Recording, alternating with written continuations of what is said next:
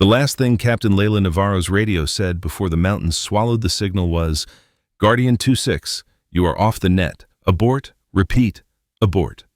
Static chewed the rest.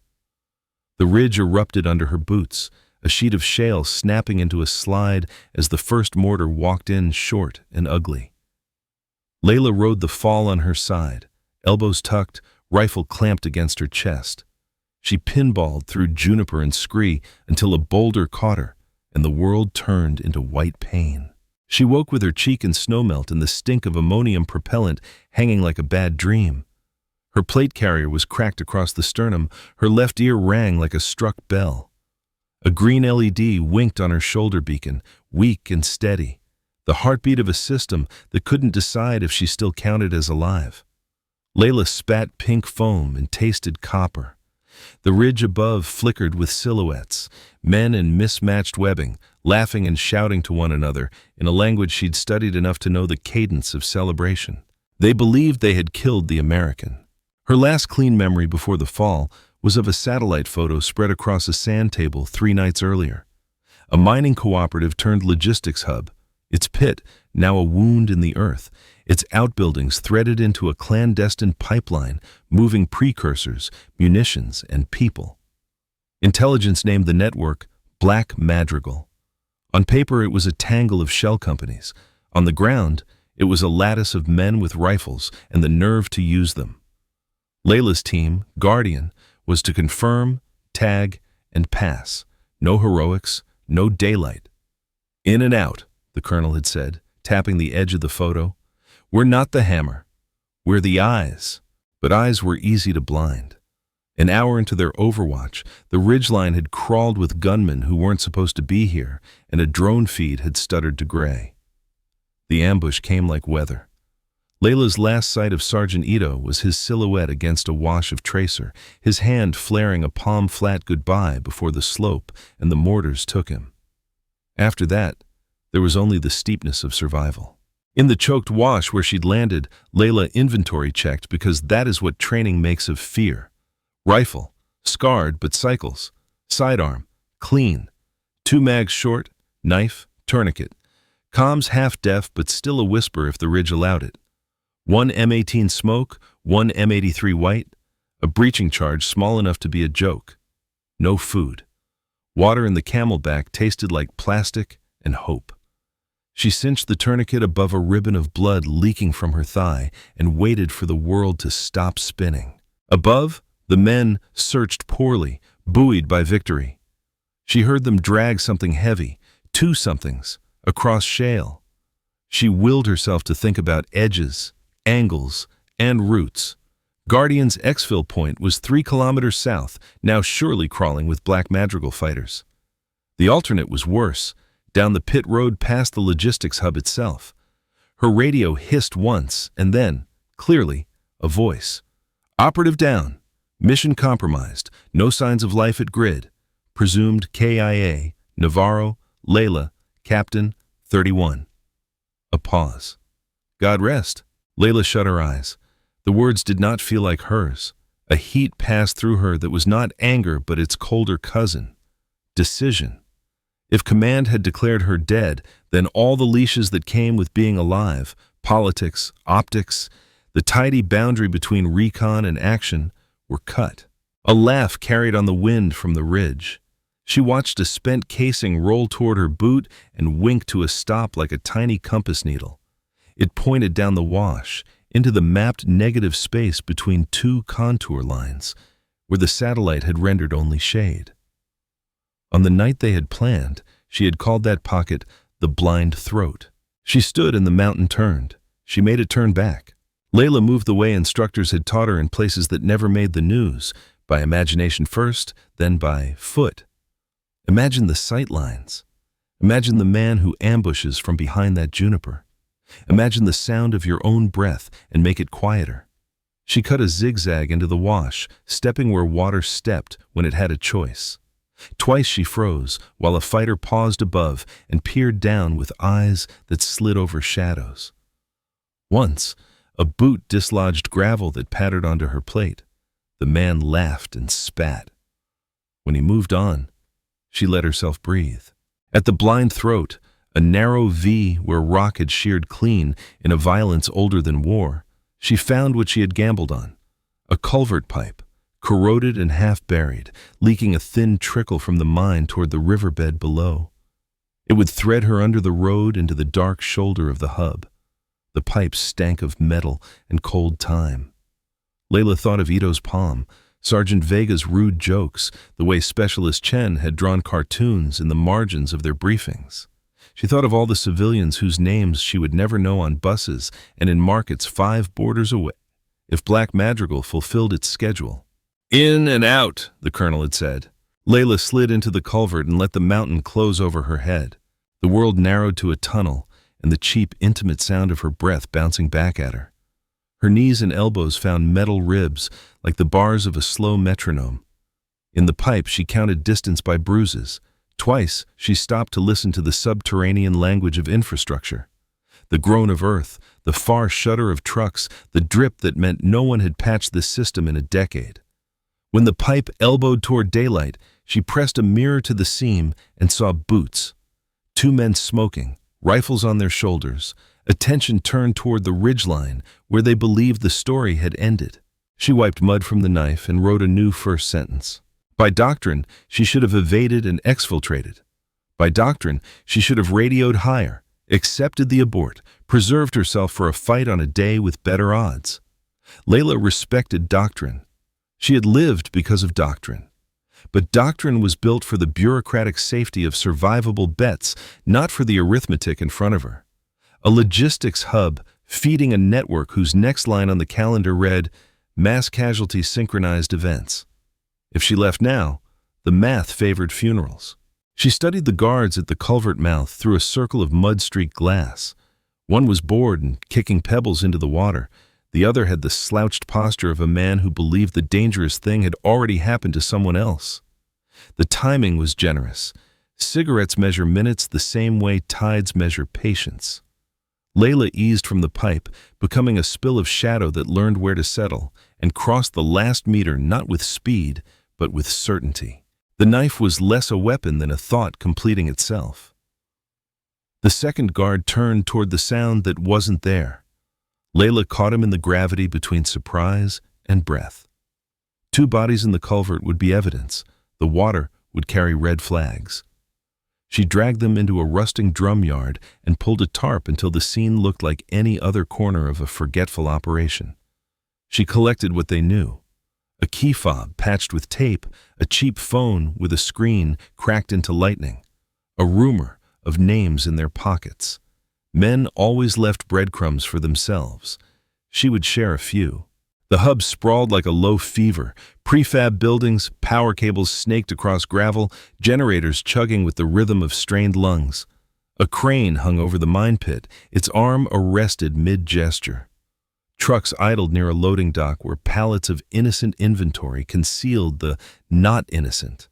Leila slid along the edge of the churning present, letting her eyes build a map. Guard towers, sight lines, blind corners, the laziness around the CCTV monitors that said the cameras were for show. 12 men visible, maybe 20. A radio shack with a satellite dish like a new moon. A warehouse that wore a fence like a necklace. Unsubtle security around something it wanted to keep. She found the stack of shipping manifests taped to a clipboard by the loading bay. No one had even pretended to lock it away. The documents were in triplicate, the patron saint of faith in paperwork. The company names were polite lies.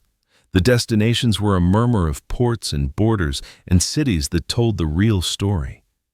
She photographed everything with the phone's cracked eye, backed the files to a dead-drop app she carried in muscle memory, then used the key fob to taste the lock at the fenced warehouse. Inside, the temperature fell.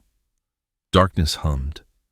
She smelled desiccants and oil and the acid sweetness of chemical precursors. She kept her hands off boxes she didn't have to touch. When she found the center aisle, crates too heavy for forklifts to love, too heavily labeled for customs to overlook if customs had been allowed to glance. She knelt and opened one with the slowest patience.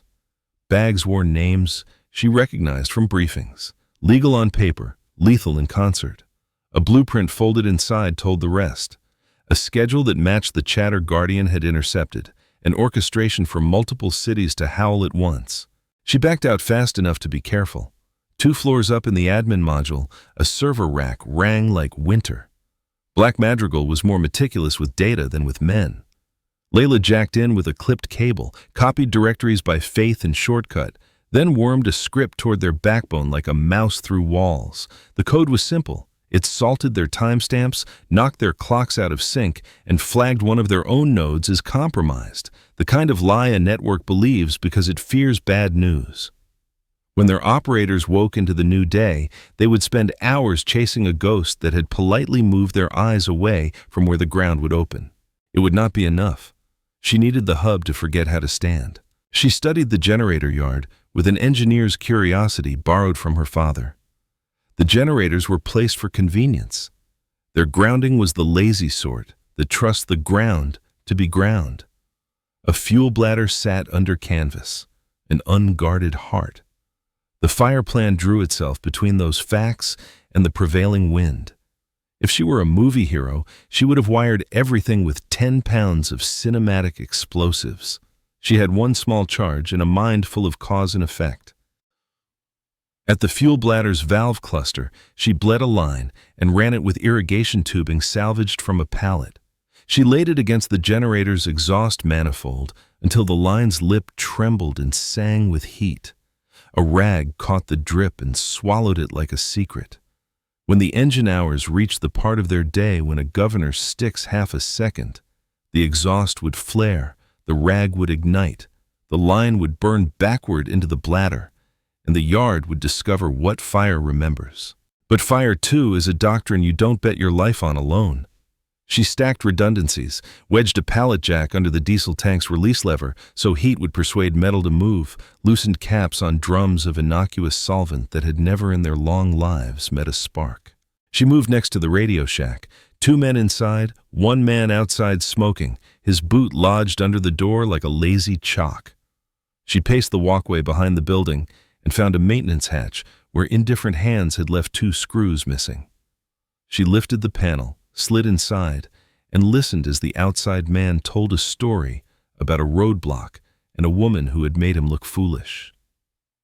His laughter was the sound of someone who believed the universe kept score in his favor. Leila cut the interior power, and the shack's radios coughed to silence. To a network built on habit, the sudden quiet was a slap. The door chalk man stepped inside to complain.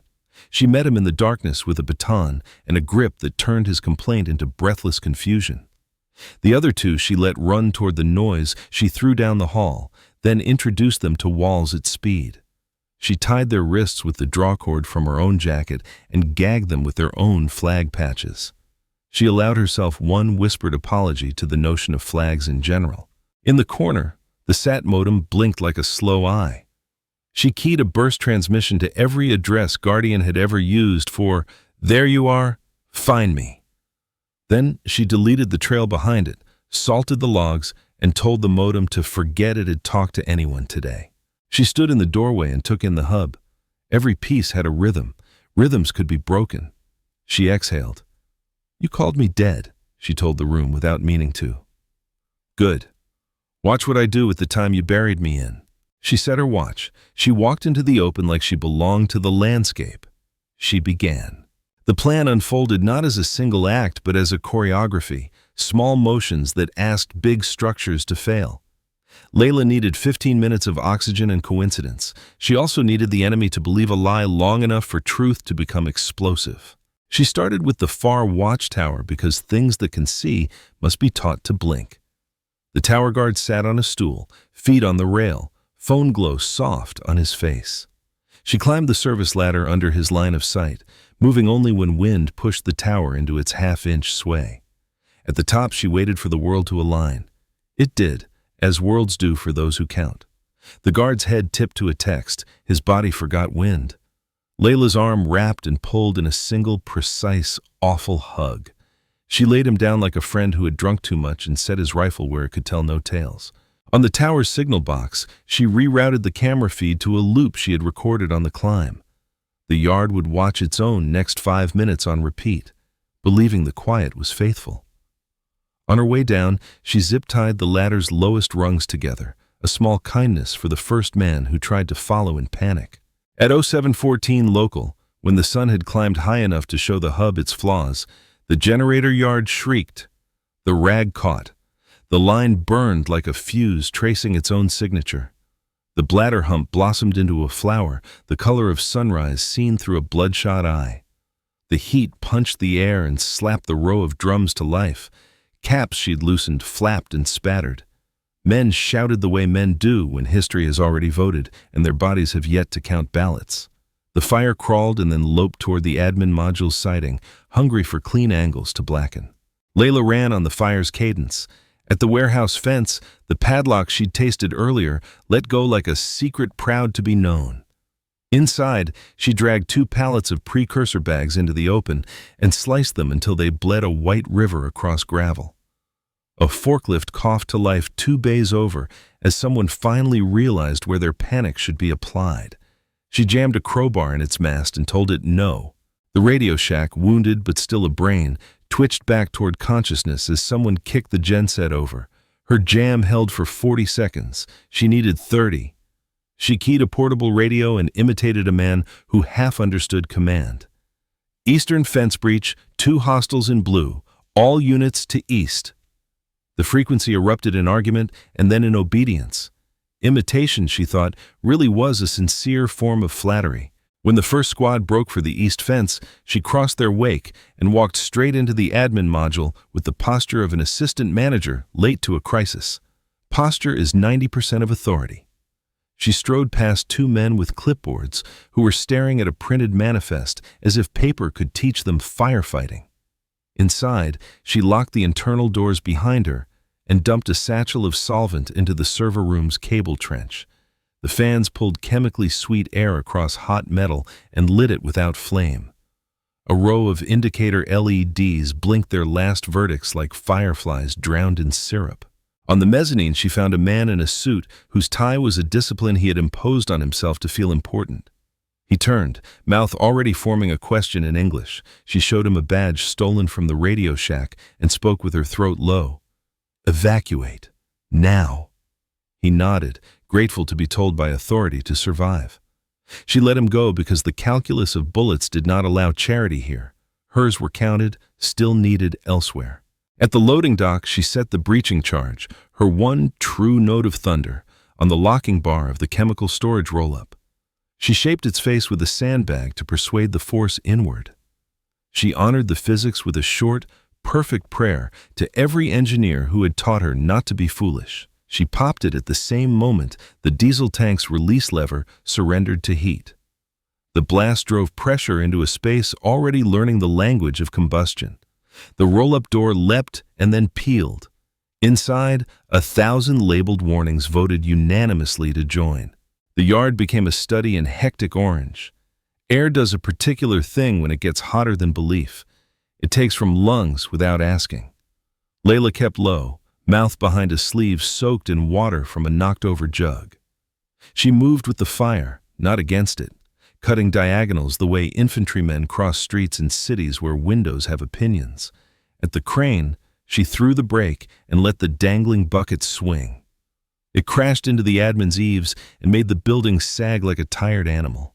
Black Madrigal's supervisors shouted on frequencies that lost the ability to be channels and became simply sound. Leila stepped into the cooled shadow of the mine lip. Beyond the dust and glare, the pit's switchback road curled down like a serpent. Her head buzzed with dehydration and grief and the narrowness of choices. She thought of Ito and Vega and Chen and the way the ridgeline had erupted and of the tick of the watch on her wrist, which told her she was still within the 15-minute window of a plan that had no second act if she stayed too long. A shape appeared in the tunnel mouth. A man in black technical fabric, eyes level, rifle high. Not militia, not local. This was a courier between worlds, the kind who makes networks into nations. He looked at her, and something like recognition passed across his face. Not of her, but of her intent. He raised the rifle a whisper faster than most men. She fired twice, a thumbed discipline, center chest. He fell with the grace of a cut string. His satchel hit gravel with the sound of a vile Christmas. Inside the satchel was Black Madrigal's next week. Itineraries, cutouts, payments, the soft bureaucratic underbelly without which terrorists are just angry men with guns. She photographed everything again and pushed the burst into the dead drop app that lived behind 3 taps and a word she had borrowed from childhood. The network wasn't just on fire, it was hemorrhaging secrets into the hands of anyone quick enough to catch. Her beacon, weak, obstinate, blinked an anemic SOS. A quick response from higher leaked through the interference like a message from a dream. Guardian 2-6, we see your data. Fire control pinging from multiple agencies. Naval air is grounded due to region-wide SAMs lit. Exfil negative. Hold in concealment. Survive. Survive. The word was a destination with no roads. On the map, the hub was dying. The men who would rebuild it were already halfway through planning how to retell this as a minor setback. Leila watched the first pickup trucks fleeing down the pit road, tossing roosters of dust, and imagined those men 3 hours from now in a school gymnasium commandeered as a rally point. She saw a chalkboard. She saw a map with pushpins. She saw a man with a voice convincing others that the morning's fire was an inconvenience, not a coffin. Doctrine said she had done more than enough. Doctrine also had never stood in a culvert and promised ghosts that their names would count for something. She took a breath that tasted of charred paint and diesel. Okay, she told the pit. New plan. She slid along the flank of the switchback, hugging shadow until shadow became a road, until the road became a trail with truck prints like fresh scars. She followed them toward the school gymnasium she had invented because sometimes you have to make a future before you can find it. The nearest town was the kind the map prints in small font and the world forgets on purpose. A strip of shops with their shutters half down, a one-room clinic, a school with a mural of bright suns peeling off the wall. The gymnasium smelled like rubber and old cheers. Now it smelled like panic trying to look like planning. Leila watched from the crawlspace above the bleachers through a vent choked with dust. Below, Black Madrigal's survivors had turned basketball lines into borders. Men stood over maps. Radios climbed the walls like ivy. She was not supposed to be here. She was supposed to be a tragedy debriefed in a quiet room and measured against lessons learned. But the calculus she'd adopted when she slid into the culvert hadn't expired yet.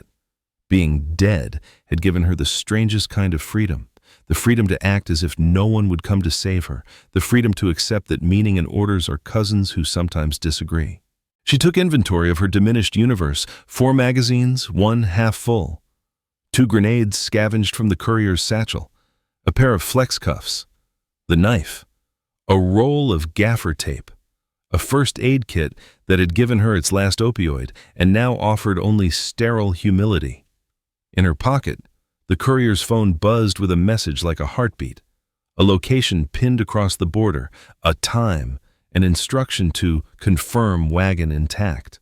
The wagon had been the hub. It was Ash. A voice rose from the court, a man whose accent held distant schools and the practice of telling others what would happen. He enumerated assets in a cadence designed to convince his men they were not watching a sunrise on a catastrophe. Leila listened for nouns that weren't replaceable. Sat uplinks, the names of coordinators with soft hands, the truck plate numbers that mattered because they weren't random. She wrote them all on the inside of her wrist with a marker she had lifted from a bulletin board that still listed Science Fair Thursday. She could disrupt this. She could cut it into useless slices, but a massed attack, even a diminished one, would move forward if it had a clock to obey. Clocks are loyal if you don't talk to them. She needed to reach higher than the gym. She needed to whisper into the part of the network that coordinated because it believed it stood above fire. The courier had been a bridge. His phone was her toll. She scrolled with gloved hands. The messages wore code names like suits worn to seem taller. She composed a reply in the courier's fractured style. Hub compromised by accident. Fire contained. Moving to secondary node. Send list of priority movements to rebalance stock. Will confirm from site. The three dots of anticipation appeared. Across a sea of data centers and satellites and cutouts, someone made the small, crucial mistake of believing what they wanted to be true. A spreadsheet arrived. Columns of dates, cities, aliases, routes. It was ambition masquerading as logistics. Leila breathed out a laugh that sounded like despair trying to be relief. She forwarded it into the same dead drop she had been fattening all morning, then sent a second message to a number she hadn't dialed since training. A one-time pad-protected back channel that looked like an inert weather app. Proof of life, proof of target, she wrote.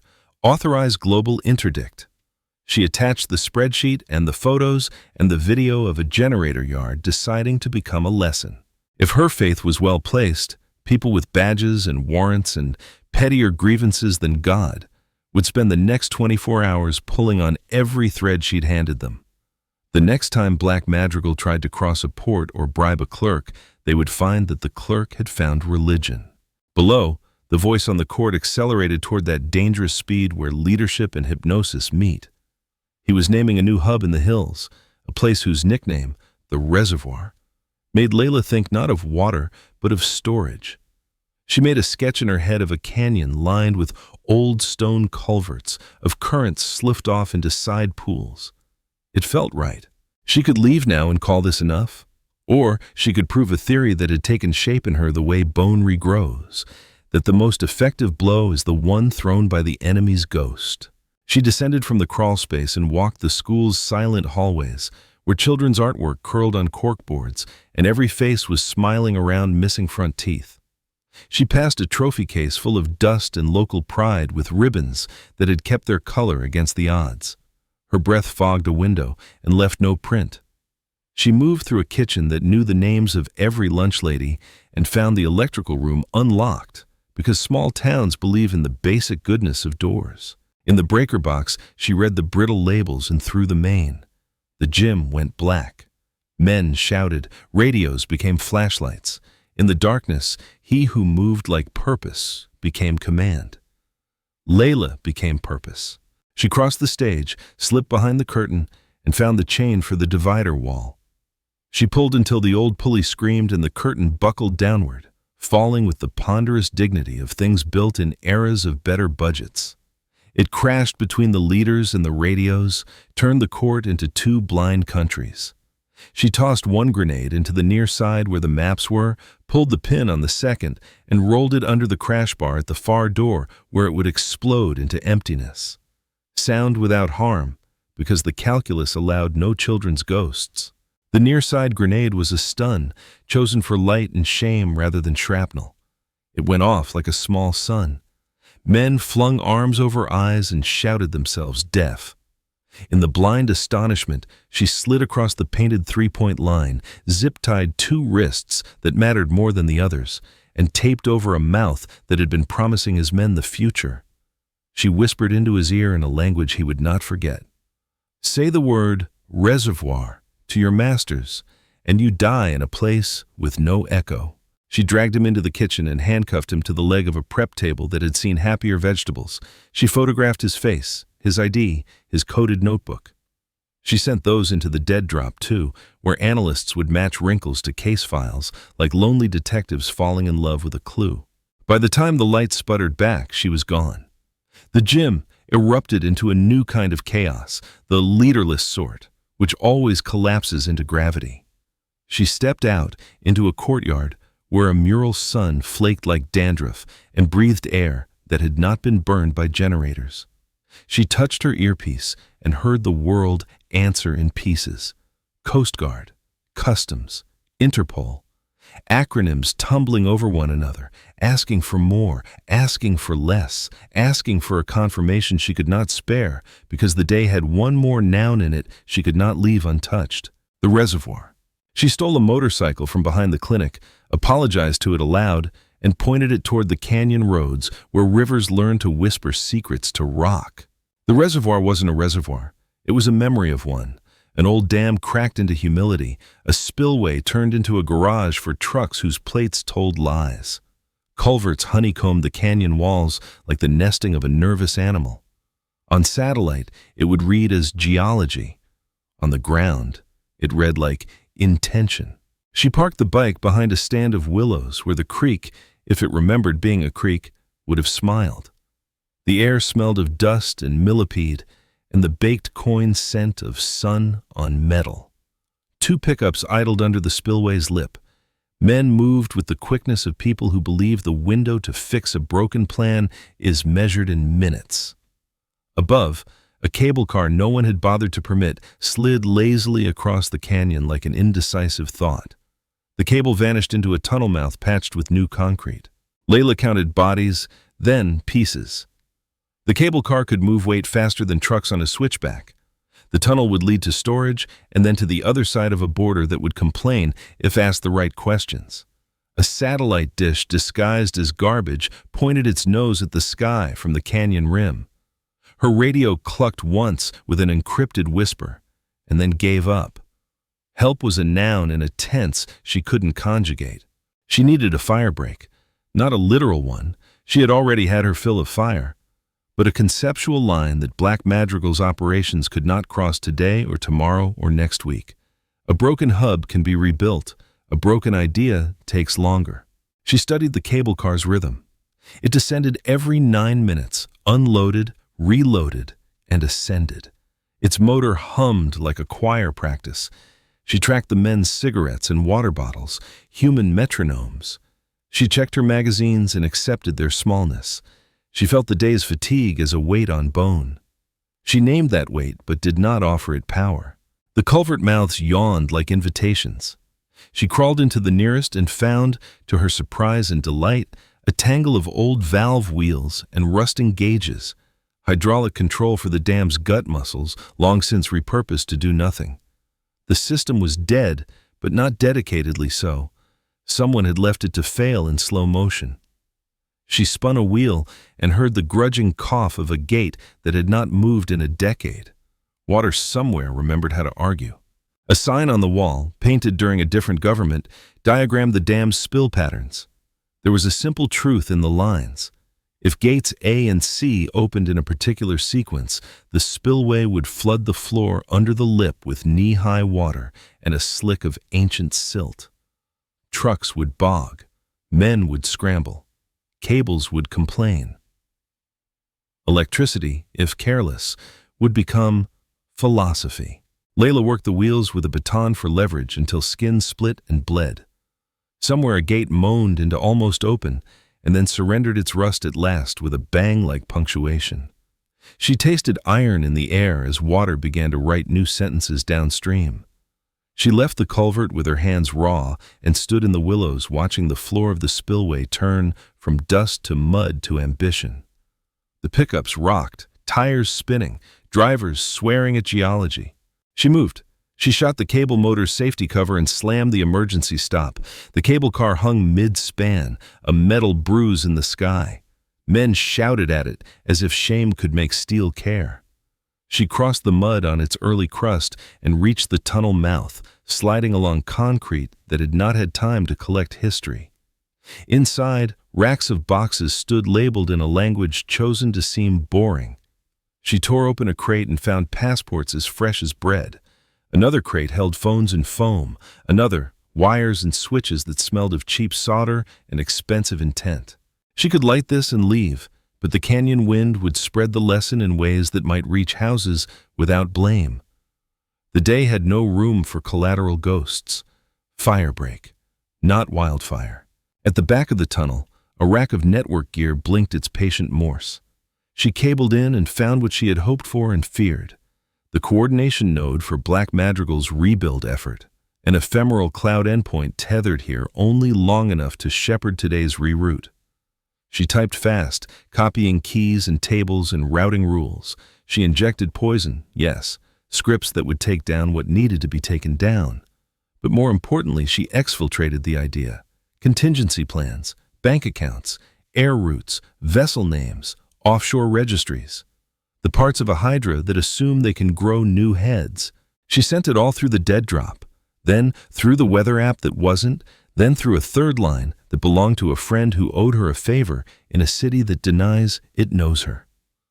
She labeled the packet Firebreak Protocol because names matter for morale. She capped her work by setting the node to brick itself on the first incoming command from any address she had just copied. The network would spend a week trying to wake a corpse. Footsteps. Voices. She slipped into the cold comfort of a culvert slot and let 3 men pass, their rifles at that arrogant angle fear gives them. One sleeve brushed her boot, and he didn't notice the universe he had missed. When their backs were to her, she ghosted to the tunnel mouth and rolled a flashbang into sunlight. It went off like being born. Men clapped hands to faces and fell into the new mud.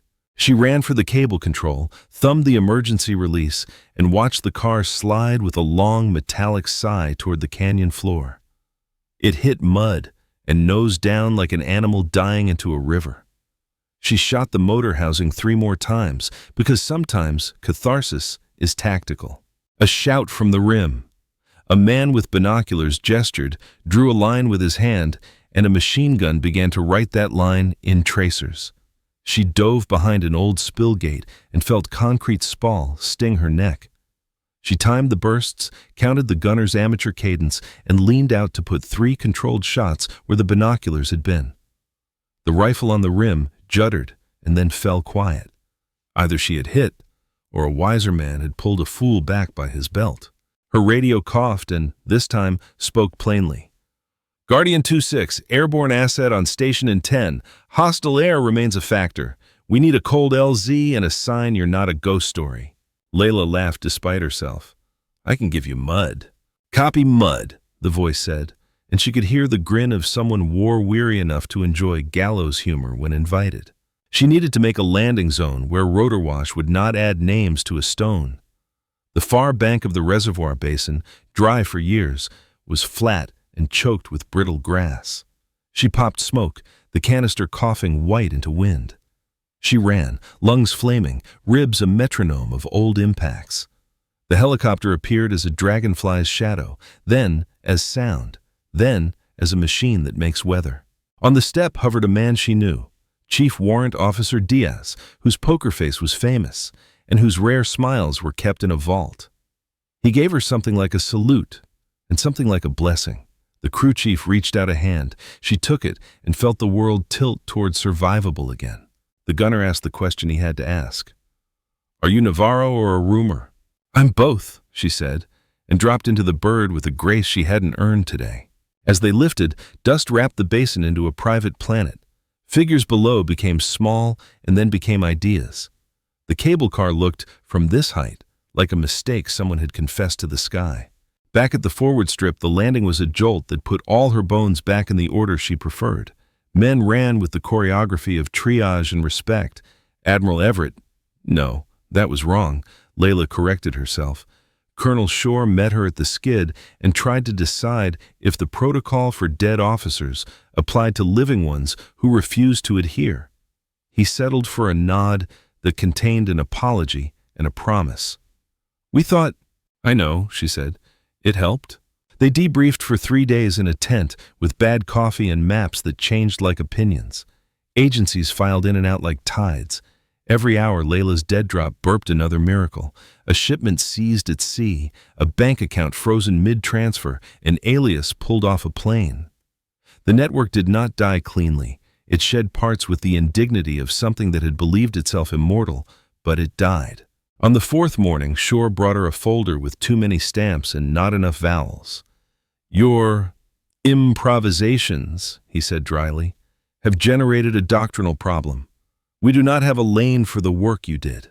You have lanes, she said, tired and sharp. You have too many lanes. That's the problem.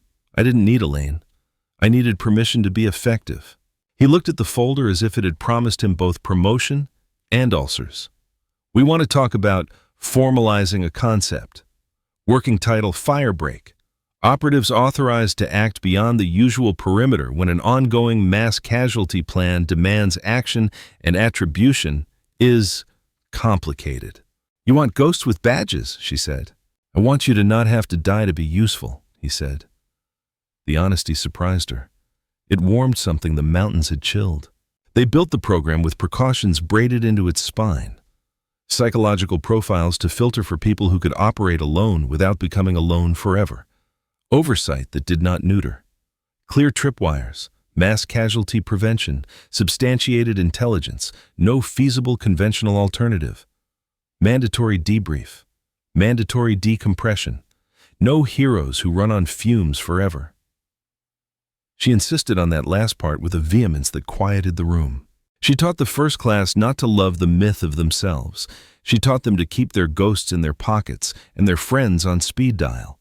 She taught them to count minutes by more than the watch, by breath, by angles, by the feel of metal that has decided it will move for you if you ask like you mean it. She taught them to be generous with luck and stingy with risk. She told them that dramatic does not equal effective, that quiet triumphs save funerals. Months later, when analysts pinned a ribbon along a wall map to mark interdictions attributed to sources that would never be named, Shore stood at the back with a paper cup and said, "Apropos of nothing, you were right about mud." Leila smiled the first real smile that had not had iron filings in it since the ridge. "Mud is honest," she said. On a day plotted as uneventful, she visited a memorial with 3 names etched crisp as morning: Ito, Vega, Chen. She spoke each name aloud in an empty chapel and let silence do the work words cannot. On her way out, her phone buzzed with an alert coded in the private grammar of Firebreak. A cell in a city she had never visited had discovered it was mortal. She forwarded the task to a team that had earned its chance to be brave on purpose.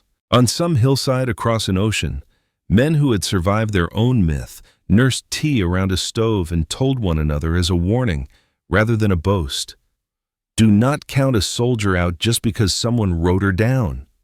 They had not seen her face, but they had seen what a refusal to die as an idea could do. Triumph rarely looks like fireworks. It looks like a network diagram with holes in it, like a port log with a red stamp across a line that had expected to breeze through, like a child in a city far away making it to school on a Tuesday, because the bus she rode did not explode into tomorrow's headlines. On a flight line at dusk, the rotors ticking to sleep, Captain Leila Navarro zipped her jacket against the ordinary chill and stood beside a machine that made weather. The victory was neither pure nor permanent. Nothing human is. It was enough, and enough has its own kind of radiance. "You're not dead," Diaz said, walking past with a toolbox and a grin he did not hide this time. "Not today," she said, and meant it as both promise and plan.